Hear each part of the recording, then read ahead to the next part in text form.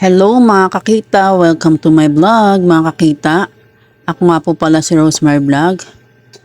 Paano nga ba mag-register sa GCash account or sa GCash apps?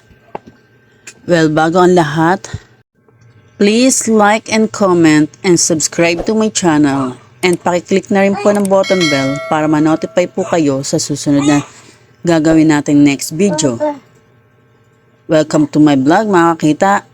Let's go! Proceed na po tayo!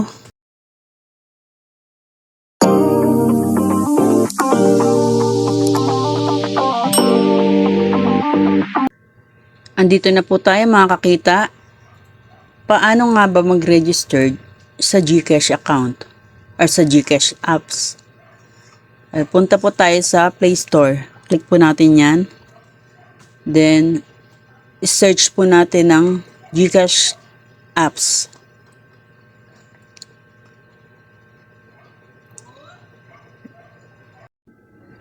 GCash apps.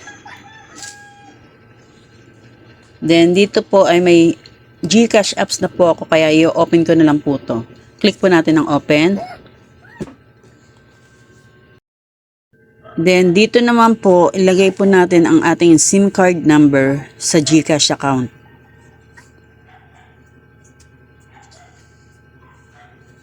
Then, pag okay na po, next na po natin, click po natin yan, send code. Hintayin po natin ang code. Then, dito naman po ilalagay po natin ang ating code number na dumating po. Then, yan, click po natin ang new account.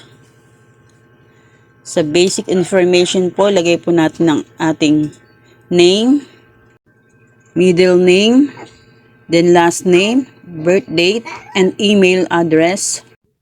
Scroll up po natin yan. Then dito naman po sa main source of funds, click po natin yan. Then pili po tayo kung saan po natin ilalagay po yan, kung sa personal savings po ba, or sa business, or investment. Then sa akin naman po is personal savings po, click po natin yan. Then, nationality po, click po natin yan. Filipino, click po natin yan. Then, current address po. Ilagay po natin ang ating current address.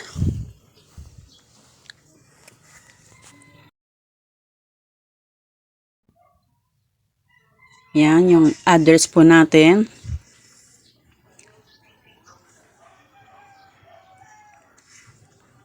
Barangay.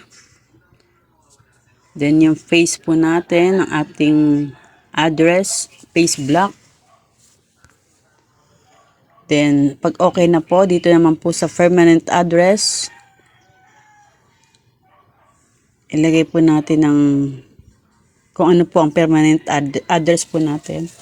Then, kung pareho naman po ng current address and permanent address po natin, i-click lang po natin dito yung square sa taas. Magsi-same address na rin po siya. Click po natin itong square sa taas. Yan. Yan. Then, next na po natin yan. Then, basahin po natin yung basic information po natin kung tama po. Then, kung okay na po, click po natin ang confirm. Then, dito naman po sa set MPIN, ilagay po natin yung 4 numbers na gagamitin po natin sa mismong GCash account po natin. 4 numbers lang po. Then, pag okay na po, submit. Then, okay na po siya. Congratulations, successful.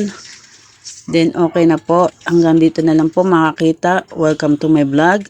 Please subscribe to my channel. Thank you for watching, mga kakita.